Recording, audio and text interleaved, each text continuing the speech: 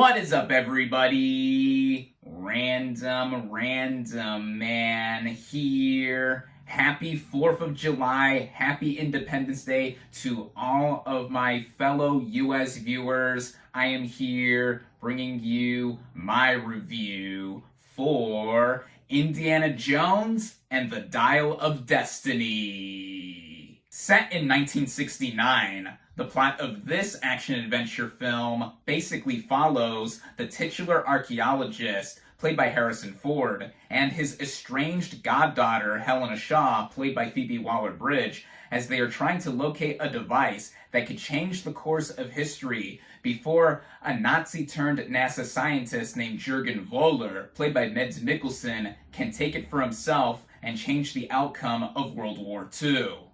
Going into this movie, my expectations were literally all over the place. Now, for starters, Indiana Jones is my favorite film character. In fact, my favorite movie of all time is 1981's Raiders of the Lost Ark. If you want a little bit more insight as to why, I did a video back in March all about why this is my favorite movie, and it was after I saw the film at one of my local theaters in a theater for the first time ever. And yeah, I go on for about 10 minutes pouring out my love for this particular film. With the follow-ups that came after the first film, 1984's Indiana Jones and the Temple of Doom, I like, though not nearly as much as Raiders. 1989's Indiana Jones and the Last Crusade, I thought recaptured a lot of the magic of Raiders, and I love for the father-son dynamic between Indy and his dad, played by the late great Sean Connery. At that point, it was the last movie in the series, but in 2008, we got Indiana Jones and the Kingdom of the Crystal Skull. Much has been already talked about this film back then and now, and personally, I think it is pretty underrated. Yes. And I'm not just saying this because I am a massive fanboy of everything Indiana Jones related, and the fact that I first saw this thing in theaters back in its opening weekend when I was 10 years old. I think there is a lot of merit to this film. I went back to the sequels this past week, including this one, and I think that it does have a lot of the feel of what Indy is all about, given that Steven Spielberg directed all 4 of these movies. At that point, people thought that was the end again, and now here we are again 15 years later in another situation, but now apparently supposedly with finality, as Indiana Jones and the Dial of Destiny is the 5th and final feature film featuring the character. And once again, my expectations for this thing were all over the place, as it had been long gestating, and with the behind-the-scenes involvement, there were quite a few things that did raise my eyebrows. For one thing, George Lucas, who created the character, and Steven Spielberg, who again directed all 4 prior entries, were both not returning for any involvement except for some executive producing credits. As much as people complained with how the 4th film turned out, even with Lucas and Spielberg involved, I thought that just having them not involved at all directly was something that was daring to even try to do. However, there was some assurance in terms of who was going to be helming the project, as the film is directed by James Mangold, who is a very versatile director. His last 2 movies that I've seen and reviewed, 2017's Logan and 2019's Ford vs. Ferrari, I both loved. These 2 were among my favorite movies of their respective years. Even if Lucas and Spielberg weren't returning, John Williams was going to return to do the score. Of course, Harrison Ford was back, and a new adventure, also addressing the age of Indy by this point, did have me interested. Then the film premiered this past May at a competition at the Cannes Film Festival, where it got a mixed reaction, to put it lightly, which further gave a bunch of alarm bells to ring in my head that this project was doomed. But even with all of these factors put together, given my own history with the series and what is associated with this latest film, I was still looking forward to it. Indy is someone who means so much to me. Here I have a Funko Pop of the character that I got in the mail yesterday and I opened up, which I did after getting back from seeing the movie in theaters where it is only currently available. Starting out with the cast and the performances, we have Harrison Ford returning for a final time as Dr. Henry Jones Jr., aka Indiana Jones.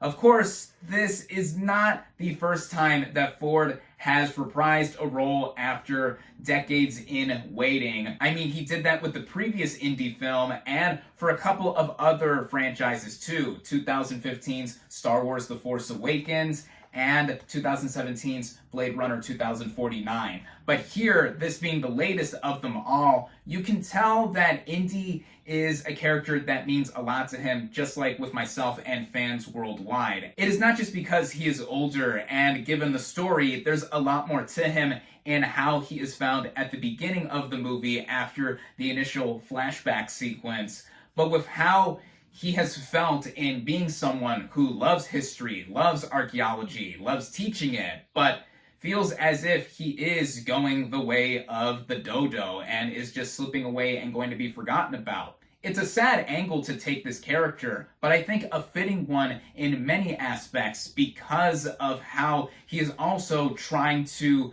find an artifact that deals with time and that is played with all throughout this movie, whether going in motion or just having a character this advanced in age. And Ford is more than formidable here. He is one of my favorite actors, one of my favorite movie stars, and having shown this with other characters like Han Solo, but especially Indiana Jones, in my mind, of course, he is someone I am eternally grateful to have seen grown into the role. Getting into some of the new characters, we have Phoebe Waller-Bridge as Helen Shaw, the goddaughter to Indy, and the whole reason this plot gets going in the present day of 1969. There is a specific relationship between the two that is both budding and also a rivalry because of what Shaw does, locating the title Dial of Destiny, and she's not doing it to put it in a museum as Indy would like to do in theory. And with her character, it reminded me a lot of a prior Indy character, and just in the previous movie, the character of Mac, played by Ray Winstone, and here she is basically just after this treasure for the money, and her father, who is a good friend of Indy's, was so obsessed with this thing, and she is not necessarily following the same route in the best way possible, again, just for monetary value. And her performance, I thought, warmed up as the movie went along. Not that I thought she was outright unlikable when she first entered the picture, but again, she reminded me a lot of what was done with Mac, and one of the few things I will definitely agree on with Kingdom of the Crystal Skull, that it had legit crappy writing in areas with that character, for example. But Waller-Bridge, I thought, was an interesting foil and ally to Indy for what they had to do together, and she had this one particular moment that I thought really elevated the character a lot towards the end in just having a little bit more humanity. Then we have the film's main villain, Jürgen Voller, as played by Mads Mikkelsen, who of course, has played many a villain in his filmography, with James Bond, the MCU, specifically with Doctor Strange, Fantastic Beasts, and now here, he was born to play a character like this Nazi-turned-NASA scientist. He wants to go a step further than what Hitler did in trying to change the course of history with World War II, and it's why he's after the title Dial of Destiny. And I thought that made him one of the better Indiana Jones villains. Not the best, but I do think he is a step up from some of the weaker ones like Mola Ram. Another new addition is Antonio Banderas as Ronaldo, an old friend of Indy who helps him with a boat sequence. He's basically like another Sulla archetype and is not in the movie for very much. And then speaking of Sulla, John Rhys-Davies returns for a handful of moments in playing this iconic character.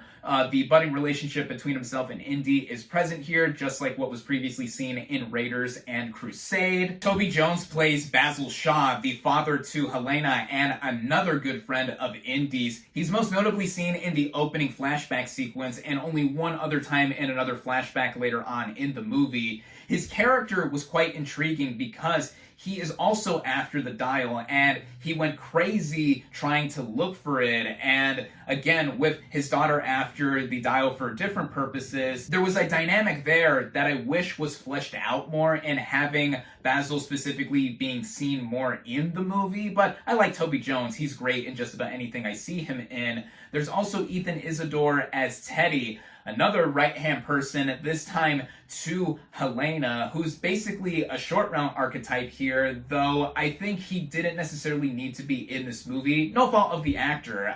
He was pretty scrappy and pretty resilient. Another character who really didn't amount to much besides an archetype is Boyd Holbrook as the right-hand Nazi to Voller, and he's really similar to how he played his own villainous character in Mangold's Logan. And there's also Shawnette Renee Wilson as this U.S. government agent who shows up a lot early on and initially working with Holbrook's character, basically trying to track down our main characters, and I wish there was more of her as well. But really, with the core cast here, mostly everyone I think does their job here, especially Harrison Ford in reprising the character of Indy for one final time. Getting into the writing, which was done not just by Mangold, who also directs, it was co-written by him and Jez Butterworth, John Henry Butterworth, and David Koepp.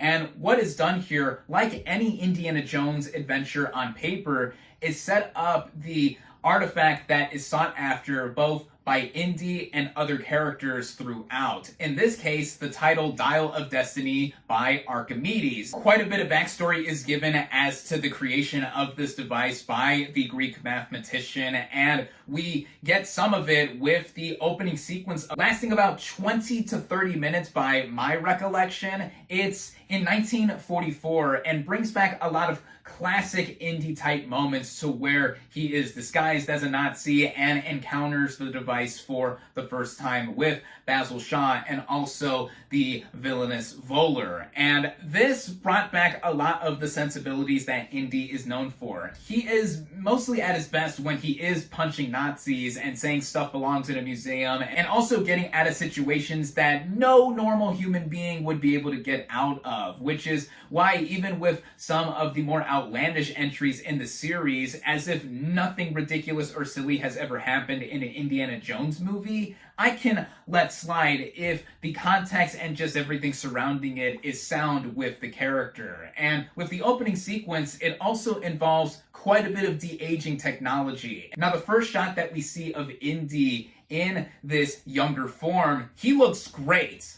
Then he starts to move and interact, and that is where a lot of contention with this technology being used is really centered in, and not really quite there in replicating how humans behave, move, or otherwise. Even in how he sounds, it is clear that a younger face of his was superimposed onto him, or even more glaring with some of the action sequences, that a double is filling in for the older Ford. Ford does hold his own in some moments where it's obvious that he is in on the action, which the movie does deliver once it does get ongoing, either initially or when other moments do happen. The directing by James Mangold shows that him and everyone else making this movie creatively had a lot of passion in trying to bring back this sense of adventure that the series had always had. I mean, the first movie, Raiders of the Lost Ark, was the return of the great adventure as it was tributing movies from the 1930s and the 1940s that had all of this swashbuckling treasure hunting or otherwise trying to fight a greater force for something sought after. And in here, a lot of that does show in moments. The globetrotting nature of this movie, set in New York, going to Morocco, then going around the Mediterranean in Sicily and Italy, it's there. It's all on a basic front like an Indiana Jones adventure. But what makes it unlike the previous adventures, aside from the fact that the same creative team is not involved from those past entries, is that it feels like it was artificially assembled for the majority of it. It's not necessarily the fault of the movie on paper, though it does have a tendency to drag out at moments. The middle portion of the movie I thought could have been trimmed down in order to get not just the action quicker, but also have the narrative be more sound. But I think as a result of a lot of modern movie making sensibilities, the movie really stands out in being a product of its just over $300 million budget, which given after this past opening weekend, it is so not going to make back. But with how the movie is on a technical scale, the movie in a lot of moments does show that it has the on-location settings that the Indy films are known for. The costuming, the framing, how it is shot, it is mostly there, and it does feel different from what was done before, again, because Lucas and Spielberg and others are not involved here, but even in how it functions as an action-adventure movie, it still had that sense present. But then there's also the glaring sense of how a lot of CGI/VFX were used here, and how much flack the fourth movie got for using a ton of CGI throughout it. Here, I think it is more obvious and egregious in some moments to where it didn't feel like there was tactility involved for some of the action sequences where characters are either obviously moving in front of a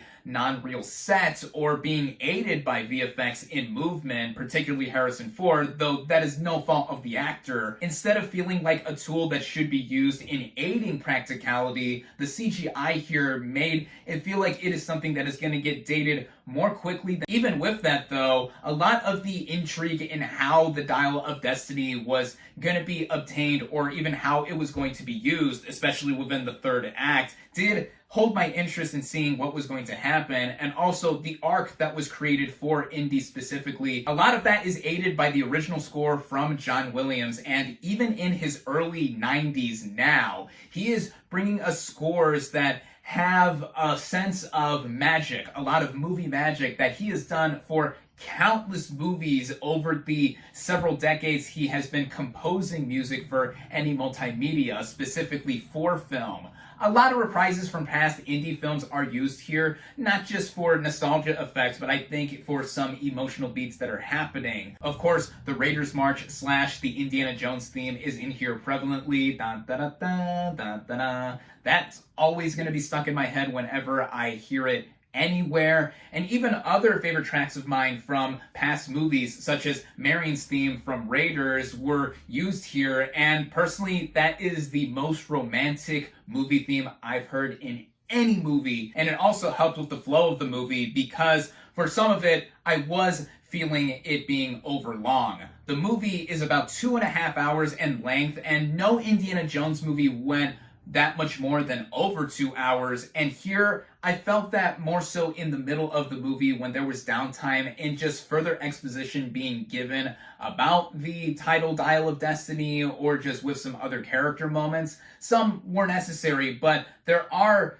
several bits here and there that could have been trimmed down to have the flow of the movie have more sense of urgency. And then we get to the final act, and a lot has already been talked about with what happens here in comparison to past Indy films, and I'm not giving any spoilers, not at all. But with how time is played around with, it's not entirely out of the realm of possibility for Indy, in my opinion. What with the sense of the fantastical, all-around fantasy being played with while rooted in history, that is what Indy is all about as a brand. And here, you're either going to be with the movie or not, and I was still with the movie just to see what could happen. It also did drive home a lot of points that Indy was playing and toying with in his head in terms of how he has gotten up to this point, even with how nuts the final act turned out, and even the use of Indy and how his character was going through certain things in connection to it. The final moments, the final sequence of the movie involving him and other characters, again, no spoilers, I could not help but feel that I was taken back and reminded of a lot of the passion that the character has gone through. But in putting my reviewer hat on, like Indy has with his fedora, I have to be honest and say that this film is my least favorite entry in the now 5-film franchise. Am I necessarily disappointed by how it turned out?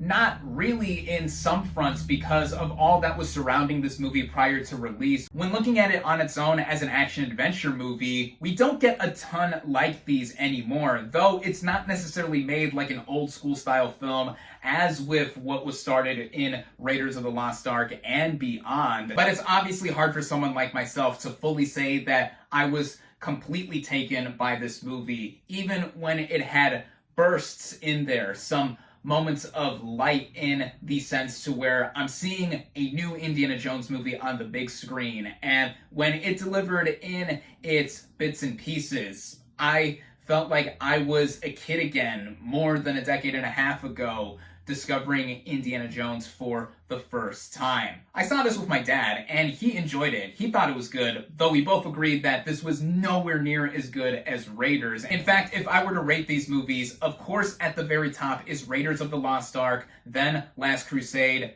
then Kingdom of the Crystal Skull. Yes, that is my third favorite of this series. Go ahead and fight me in the comments, dislike the video, I don't give a.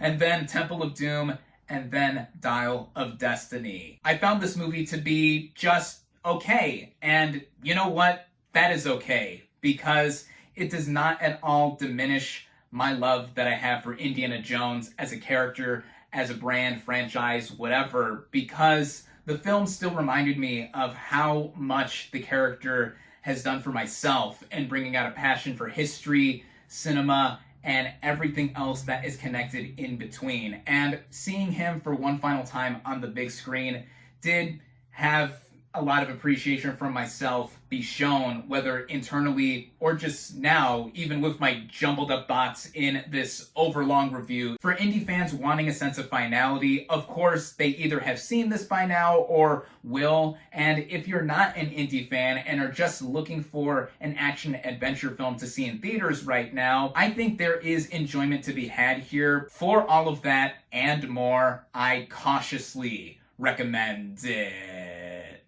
My final verdict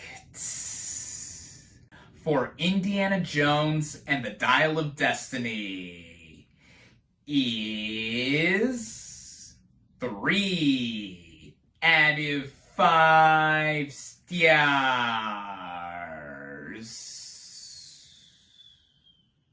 Thank you all, as always, for watching. Be sure to like this video, comment on what you thought of Indiana Jones and the Dial of Destiny. Social media links in the description. Subscribe to my channel for more, and I'll catch you on the next movie review.